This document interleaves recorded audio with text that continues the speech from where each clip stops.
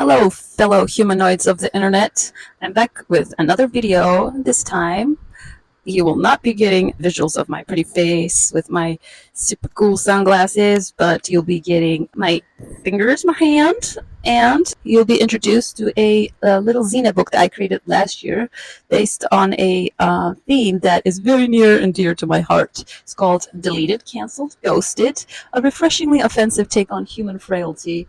And I believe this is a very big and relevant topic to anyone who would prefer to live a more authentic life where they don't have to lie and sugarcoat things and be politically correct all the time and all that fakeness crap that is demanded of being well adjusted to today's society. So here we go on to the first page. So here's me. I drew myself slightly in good favor. Namely, my braided hair is longer than it actually is, and just so much nicer. Such a contrast from the horrible hair day I'm having today, which is partly the reason why you're not seeing my face. Anyway, it's me on some YouTube, whatever, looking up random videos, as does everyone these days, all day, every day. So anyway, it says, the fuck is a 22-year-old manifestation coach, and how much is she making off ads on YouTube? Oh my, look at all her disciples. And why exactly am I manifesting this in my feet? All this infestation of Gen Z bullshit. And she goes on the video, the girl talking about her super manifestation skills. She said, I manifested a super hot looking caring boyfriend simply by making him up in my imagination and feeling his nurturing dick every time I cooked eggplants. And I go like, let's donate some useful feedback now, because that's like the duty of every righteous troll like myself out there. So I type, girl, selling advice on internet based on your vast single anecdotal experience as a 22-year-old is amazing, but why don't you levitate an eggplant off the kitchen table first, so I'll believe you hold special powers to move dicks by thought alone. Not trying to be sarcastic or anything. So anyway, next page, deleted comment. Obviously that comment's not going to stay on the internet. I go, I'm really thriving as an internet troll, a powerful public influencer with zero visibility, verified deletability, and a solid ghostly online presence. It's like I'm famous in the afterlife of cyber death or something, but who gives a shit? This is fun. And so you see me here going out. This is when I used to live in Alameda, the Bay Area, in the San Francisco Bay Area, where we have a lot of seagulls. And she goes to the local beach to attend a seagulls occupational convention annually organized to share innovative new ideas on how to expand their scope of influence from maritime bullying to landmass bullying practices. It says, I always draw inspiration from nature. Obviously, the seagulls being a little bit bullyish, the animal behavior wise. So now that I'm starting to adopt this whole internet bully thing, next page. Another day and another good vibes only cheer parade at the comment section of another retarded YouTube video. And here you see me looking at my phone again. She says, wait, what? This rabbi person sporting a wisdomy look signaled by a long white beard says, this is a real video, by the way, no one can be a true leader like Moses until they have kids of their own and pass their knowledge onto their blood minimes. And I'm stunted, obviously, by hearing this. The guy probably has 15 kids. He needs to find some legitimate way to justify that kind of abhorrent behavior. So I go, now let's see how many nanoseconds before YouTube bad vibe police does the deed and the deedly deedly do delete. Nonetheless, I go ahead and type. I say, sir, are you suggesting that regardless of how brilliant they were childless, scientists or artists have never contributed to society as true leaders? Have you ever heard of Ataturk, who found a whole nation and never procreated? Also, please educate us more on how nepotism works in your culture and now sharing your wealth with only your own kind advances society. Obviously, at that instant, delete.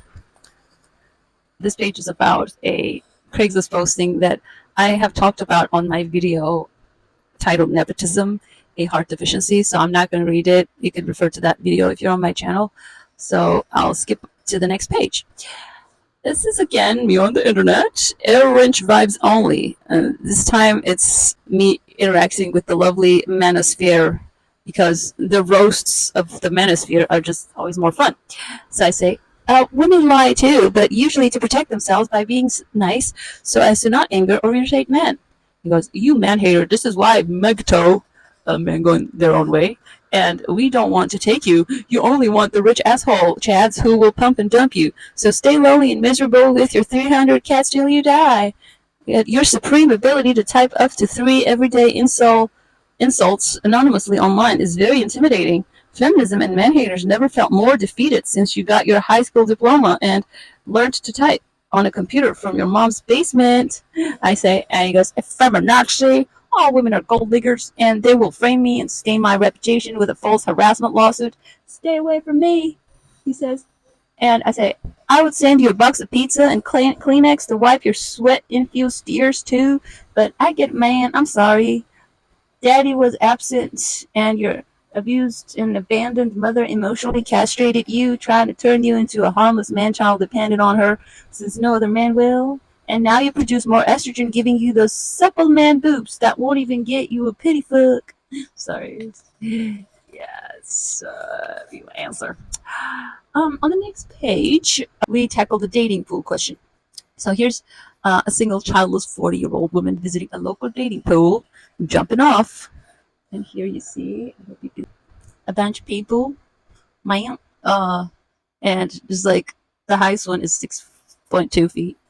And there's probably a bunch of midgets in there that are claiming to be 5'8" or something too. But anyway, so the question is, the 18 feet long, 10 feet wide, and 6.2 feet in depth local dating pool has a new man above the age of 40 dive in every 10 minutes, divorcing their older wives to look for a dumb and playful 20-something-year-old chick.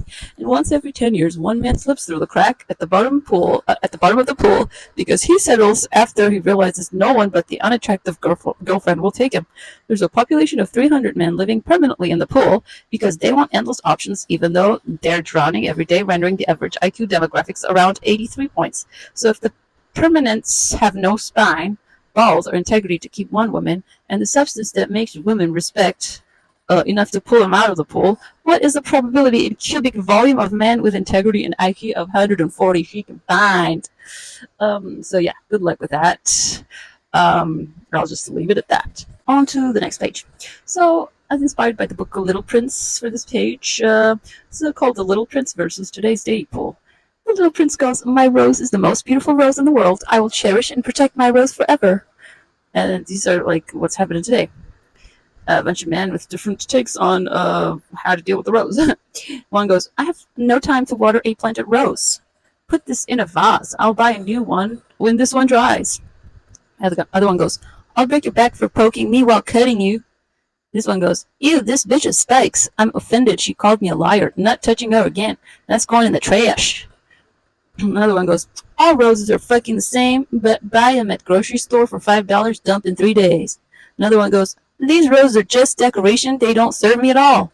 Another one goes, "Today I want red, tomorrow white, next day yellow." Another one goes, "Cut some roses, but pick all the spikes out first. I want the submissive rose." Yep. And another one goes, "I can just always get another damn rose." On to the next page. This is about where I grew up in the 80s and 90s versus the Bay Area, California politically correct culture in the 2020s.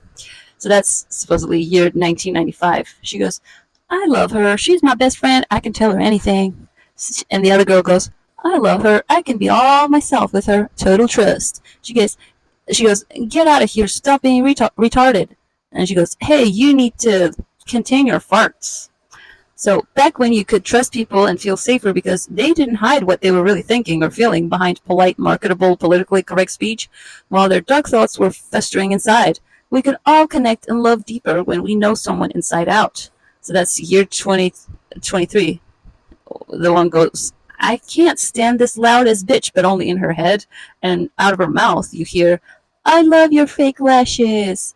And the other one's thinking, "I can't stand this spoiled ass Karen." But she says, "Hey, I love your fake lashes." And they're pretty disconnected, all right. So I think that's enough for the first part of this video. I'll make a second video for the rest of the pages because we got quite a few more to cover. Thanks for listening so far, and see you on the next video. Bye!